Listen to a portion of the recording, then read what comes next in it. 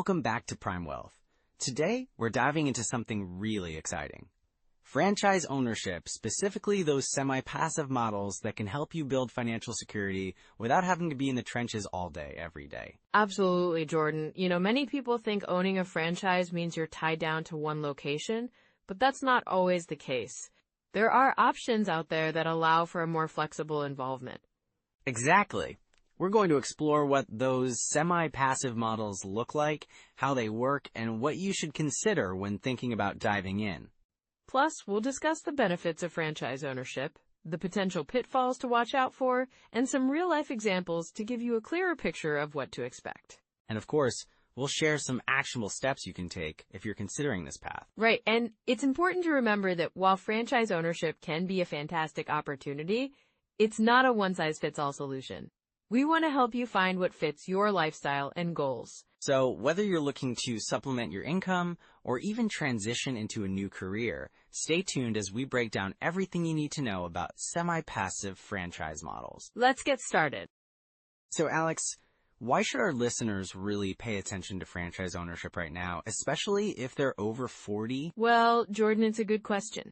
Many people in that age group are starting to think about retirement timelines. And the traditional notion of saving enough in a 401k or an IRA just isn't cutting it anymore, right? Absolutely. With inflation on the rise, it feels like our money isn't stretching as far as it used to. Exactly. So let's consider that. The average inflation rate has been around 3 to 4% over the last few years. That means that if you're relying solely on savings, your purchasing power is eroding. For someone who's looking at retirement in the next 10 to 15 years, that can be pretty concerning. Right, and I think a lot of people over 40 are realizing that they might need to create additional income streams. Yes, and that's where franchise ownership can come into play.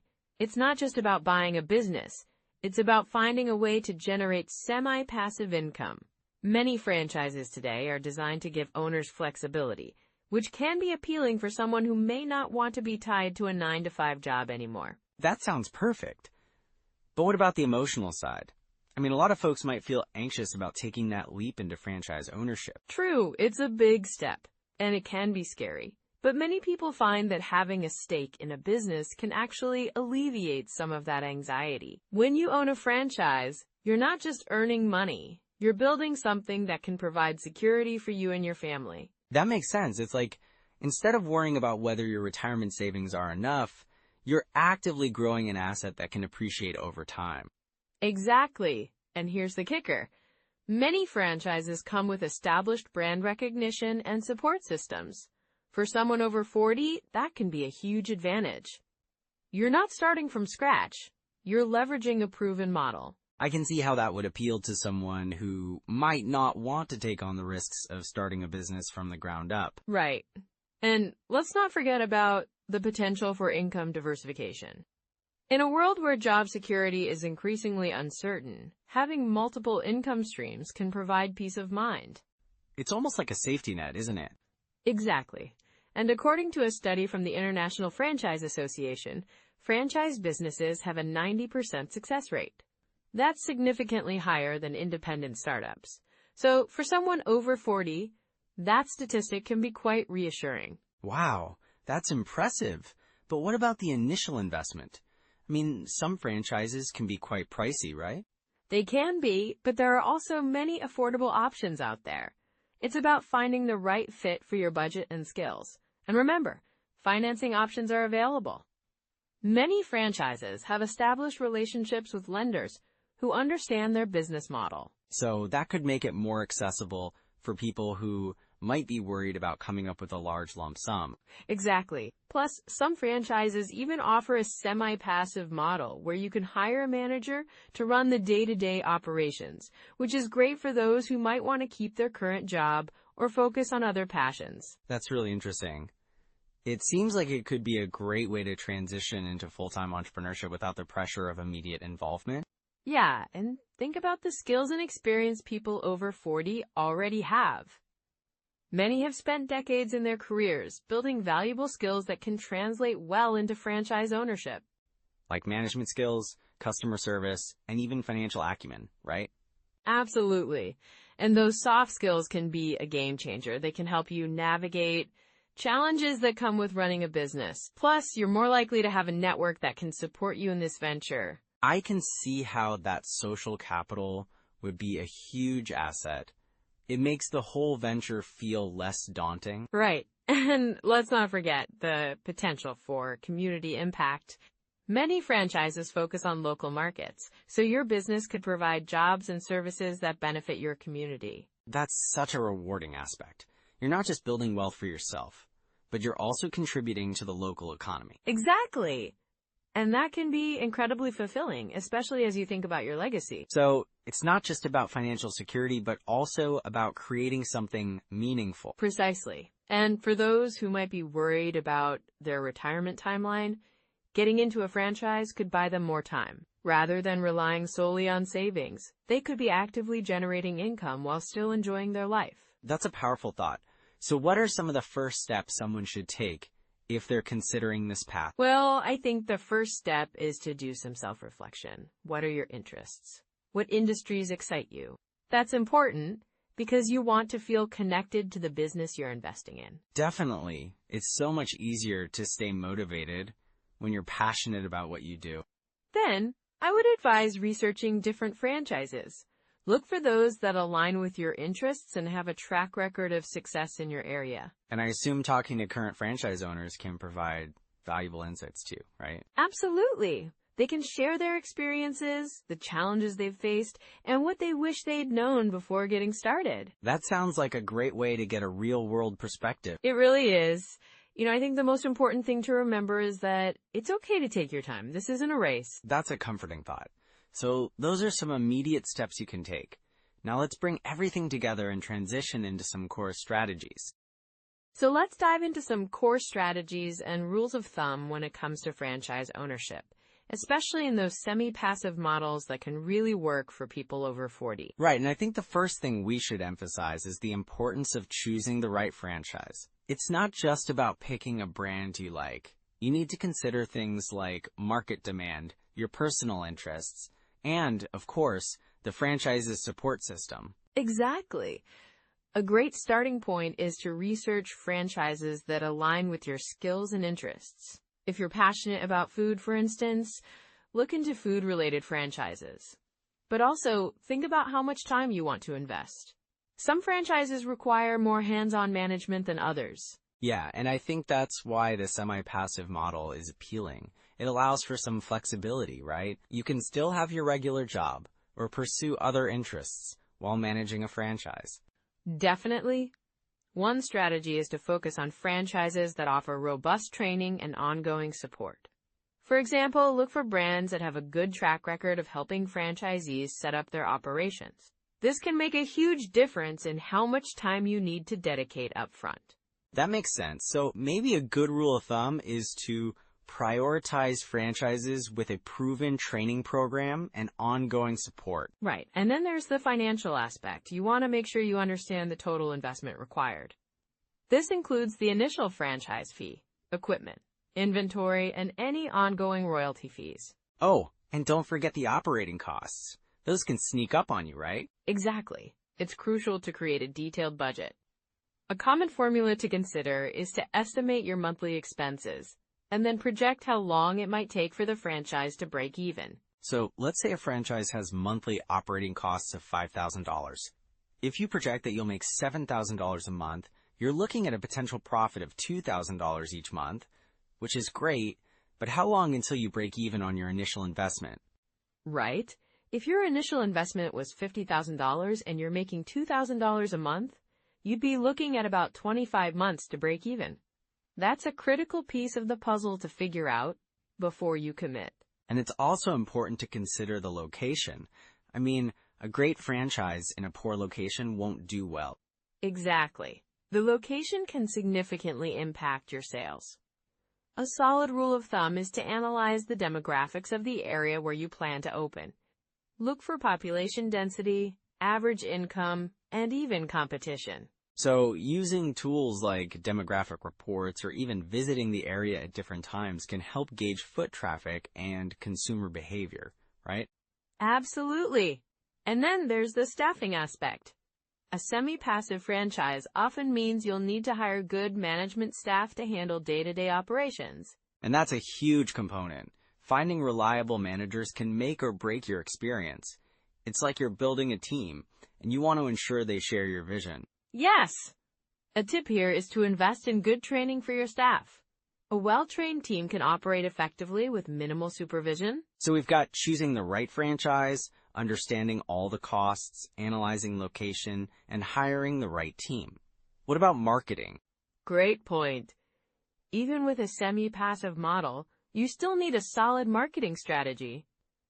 Depending on the franchise, they might provide marketing support, but you should also think about local advertising. Right, like using social media to engage with customers? Exactly. Social media can be a powerful tool. A good rule of thumb is to allocate a percentage of your profits back into marketing efforts.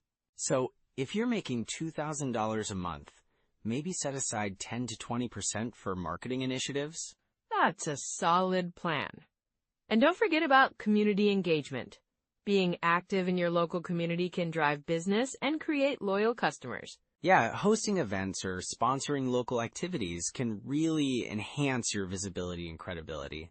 For sure. Now, after all these strategies, it's also critical to set realistic expectations. Right, like understanding that franchise ownership isn't a get-rich-quick scheme. It takes time to see results.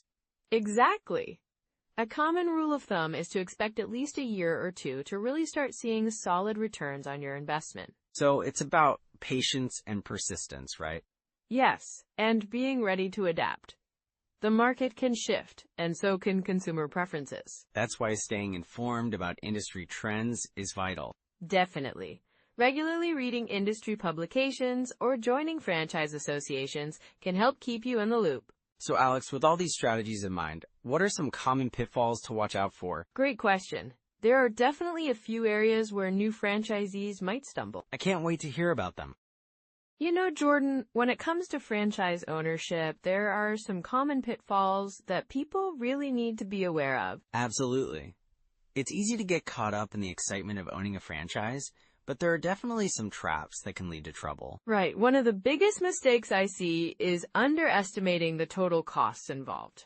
People often focus on the initial franchise fee and maybe a few startup expenses, but they forget to account for things like ongoing royalty fees, marketing contributions, and unexpected operational costs. That's so true. I've talked to folks who thought they were all set with a budget, only to realize later that their cash flow was tighter than expected because they didn't plan for those ongoing expenses.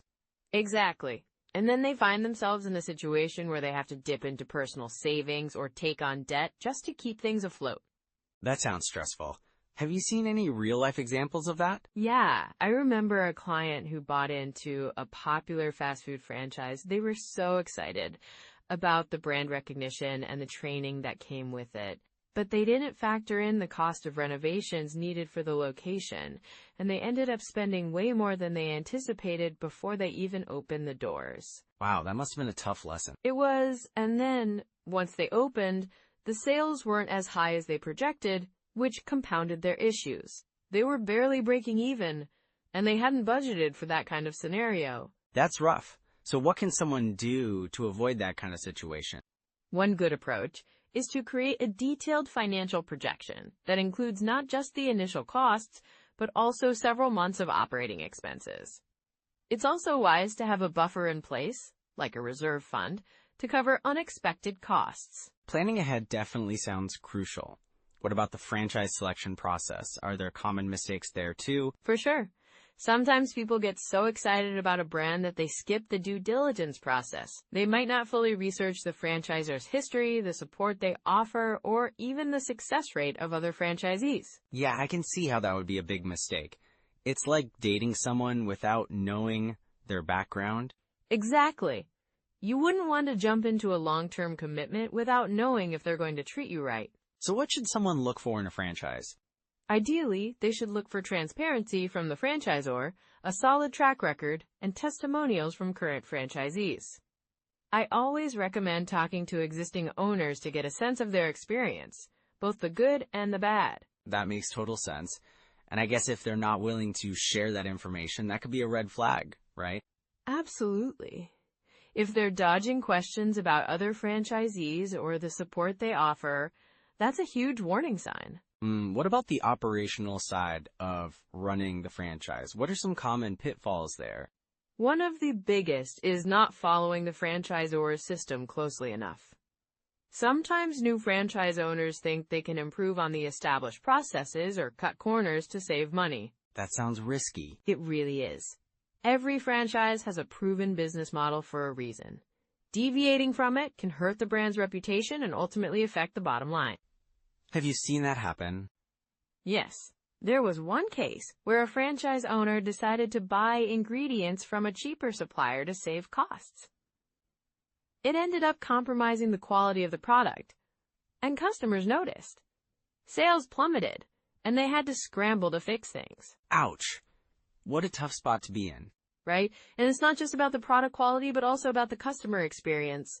If customers have a bad experience, they might not come back, and that can be devastating for a new franchise. So sticking to the playbook is crucial. What about staff hiring and management? Oh, that's another area where mistakes can happen. Some franchise owners might underestimate the importance of hiring the right people or providing adequate training. That sounds so important. A bad hire can really throw a wrench in operations. Exactly. And if employees aren't trained properly, it can lead to poor customer service, which drives customers away. So investing in training is key, huh? Definitely. And creating a positive work environment helps too. Happy employees often lead to happy customers. Makes sense. Are there any other danger signs someone should watch for when running a franchise? Yeah, one of the things I always tell people to keep an eye on is their cash flow. If you notice that your expenses are consistently outpacing your income, that's a clear warning sign. I can see how that would be important. What should they do if they start seeing those signs? Well, the first step is to dig into the numbers and see where the discrepancies are. Sometimes it might be a simple fix, like adjusting the pricing or cutting back on certain expenses. And if it's more complicated? That's when it might be a good idea to seek professional advice. Consulting with a financial advisor who understands franchises can provide insights that could save a business. So recognizing those danger signs early can really help steer things back on track. Exactly. The sooner you address issues, the better your chances of recovery. So those are some immediate steps you can take. Now, let's bring everything together. So if someone's really interested in exploring these semi-passive franchise models, where do they start, Alex? Well, first off, doing some research is key. You want to understand what types of franchises are available and what fits your lifestyle and goals. Right, because it can be overwhelming with all the options out there. Exactly. A good first step is to make a list of industries that interest you. Do you have a passion for food, health, or maybe home services that can help narrow things down? Got it. And once someone has a few industries in mind, what's next? The next step would be to explore specific franchises within those industries. Websites like Franchise Direct or the Franchise Global Network can provide a wealth of information. Oh, I love those sites. They really lay out the details about franchise fees, support systems, and even the potential earnings. Absolutely. And don't forget to check out franchise disclosure documents, or FDDs. They give you a lot of insight into the franchise's history and what to expect financially. That's so important. And what about the financial aspect? Right, you'll want to assess your own financial situation. Create a budget that includes initial investment costs, ongoing fees, and your expected return on investment. Speaking of finances, are there any apps or tools you recommend to help with that? Yes. Apps like Mint or YNAB, You Need a Budget, can help you manage your personal finances more effectively. They allow you to track expenses, set savings goals, and plan for those franchise investments. That sounds super helpful. What about habits? Are there specific habits someone should start building now to prepare for franchise ownership? Definitely. Start by developing a disciplined savings habit. Set aside a percentage of your income each month dedicated to your franchise fund, and even consider automating that savings. Automating is such a smart move. It just makes it easier to save without thinking about it. Exactly. Another habit is to network within the franchise community. Join local franchise groups or online forums. Engaging with other franchise owners can provide valuable insights and advice. And we can't overlook the importance of learning. Are there any books you think would be beneficial for someone considering this path? For sure. One classic is The E-Myth Revisited by Michael E. Gerber. It really helps you understand the difference between working in your business and working on your business. That's such a good read. Any others? Franchise Your Business, The Guide to Employing the Greatest Growth Strategy Ever by Mark Siebert is another great resource. It's focused on how to franchise your own business, but offers a lot of insight into the franchise model as a whole. Those sound like must-reads. Now, if someone's feeling a bit hesitant about jumping into a franchise, how can they start small? A great way to start small is to consider a mobile franchise or a home-based franchise that requires lower initial investments. These options can often be tested with less risk. That sounds like a smart way to dip your toes in without diving headfirst. Exactly. And even if you start small, the key is to build a solid foundation, understand the operational side of things, and gradually you can expand your reach or even consider additional franchise opportunities down the road. So it's really about building that confidence and experience first, right? Yes, and remember to keep evaluating your progress and your satisfaction with the franchise. If something doesn't feel right, it's okay to pivot or adjust your approach. Such an important reminder. And what about accountability? How can someone stay on track with their goals? Having an accountability partner can be really helpful. It could be a friend, family member, or even a mentor in the franchise world. Regular check-ins can keep you motivated and focused. That's a great idea. Plus, having someone to share your journey with can make it more enjoyable. Absolutely. And as you continue down this path, always be open to learning and adapting. The franchise landscape can change, and keeping yourself informed is crucial. So true. And I think it's all about taking that first step and not being afraid to ask for help along the way. Exactly. And before you know it, you'll be on your way to building that semi-passive income stream through franchise ownership. So those are some immediate steps you can take. Now let's bring everything together. So as we wrap up this conversation on franchise ownership and those semi-passive models, Right, it really opens up some interesting possibilities for building that long-term financial security, doesn't it? absolutely. One key takeaway is that franchises can offer a structured path to entrepreneurship, which can be less daunting than starting a business from scratch. And let's not forget about the importance of choosing the right franchise. Doing your research really pays off, right? Exactly. You want to find a brand that resonates with you and has a proven track record. That can provide a solid foundation. And having a good support system, whether that's through training from the franchise or connecting with other franchise owners, can make a huge difference too. For sure. And remember, even though these semi-passive models can offer flexibility, they still require some level of commitment and management. It's not completely hands-off. Yeah, but it's about finding that balance that works for you. It's all about building a lifestyle around your financial goals. Well said. So if you're considering this route, take the time to weigh your options and ask the right questions. Absolutely. And if you found this episode helpful, please like, subscribe, and drop a comment with your thoughts. We'd love to hear from you. And don't forget to share this episode with someone in your life who's over 40 and might be looking for ideas on financial freedom. Next time, we're diving into solar panel leasing. It's a fascinating topic on how you can generate income through green energy. That's going to be such an exciting discussion. Definitely. We can't wait to explore that with you. Until then, take care of yourselves. Bye for now.